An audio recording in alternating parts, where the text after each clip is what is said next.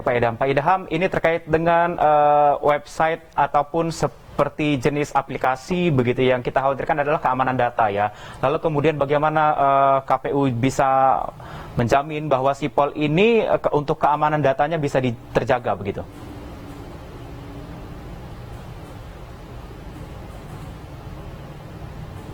Berkaitan dengan keamanan sipol, ya tentunya kami sudah mendesain ini dan kami ingin pastikan bahwa nanti partai politik ketika mengupload data, itu datanya aman. Dan keamanan sipol ini kita menggunakan keamanan 2 lapis. Jadi ketika misalkan ada hal yang tidak diinginkan, sipol itu mengalami crash atau kendala, maka datanya tetap aman.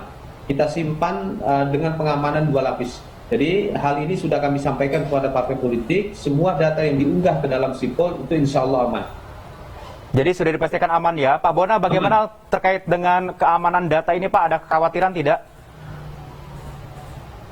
Iya, kalau soal security atau keamanan data, tentu pihak KPU yang lebih tanggung jawab ya. Tapi kalau dari sisi kami, pastinya kami menyerahkan semuanya ke data itu ke servernya KPU. Dan termasuk KTP dan juga KTA kami kan. Nah, jadi seluruh KTP dan KTA yang ada di situ kami kirim ke sana. Gitu.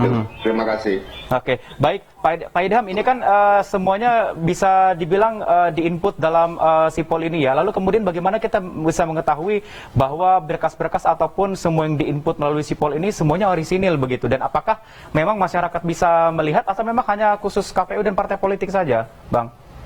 Yang pertama, setelah partai politik calon peserta pemilu 2024 mendaftarkan diri, ya, itu kami pastikan seluruh dokumen yang disyaratkan itu lengkap.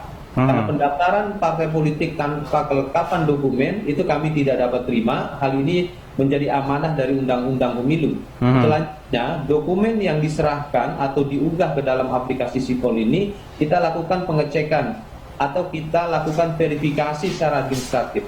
Nanti kita cek semua keaslian dokumen yang diunggah tersebut. Baik, kemudian sosialisasinya ke partai politik seperti apa Pak Idham? Dan batas untuk menginput ini dari dibuka tanggal berapa sampai dengan tanggal berapa?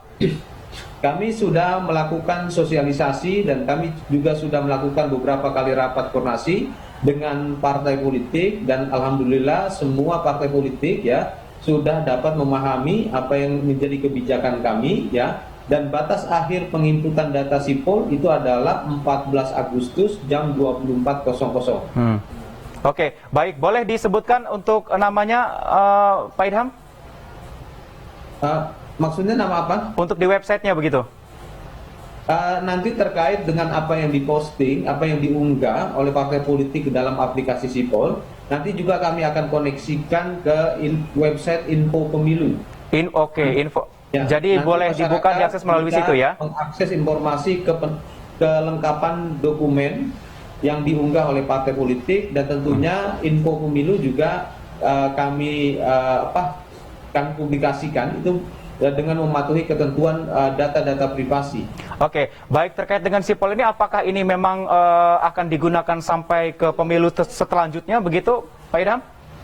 Dalam peraturan mengenai pendaftaran partai politik, ya, kami membuat kebijakan mengenai sipol berkelanjutan. Jadi nanti ke depan pasca pemilu sipol tetap digunakan dan kami akan meminta kepada pimpinan partai politik di setiap semesternya untuk mengupdate kepengurusan, keanggotaan dan alamat partai.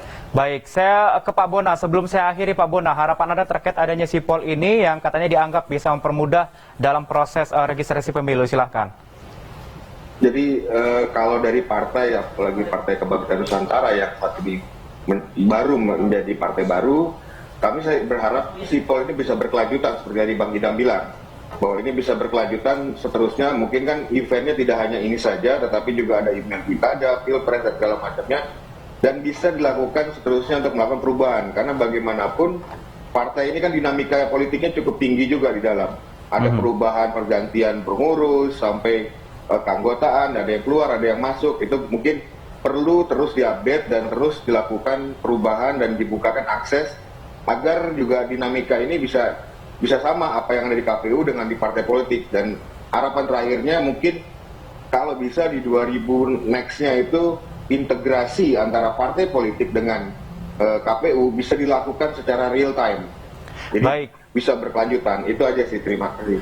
Baik, diharapkan memang adanya sipol ini bisa mempermudah terkait dengan pendaftaran partai politik di pemilu nanti, dan informasinya adalah terkait dengan sipol ini setelah pasca pemilu nanti untuk sipol ini akan terus digunakan ke depannya agar bisa lebih mempermudah lagi begitu ya. Terima kasih Pak Idam Holik, anggota KPU RI, dan juga Pak Bona Simanjuntak, Ketua Bapilu Partai PKN. Terima kasih sudah bergabung bersama kami malam hari ini. Terima kasih Bapak-Bapak.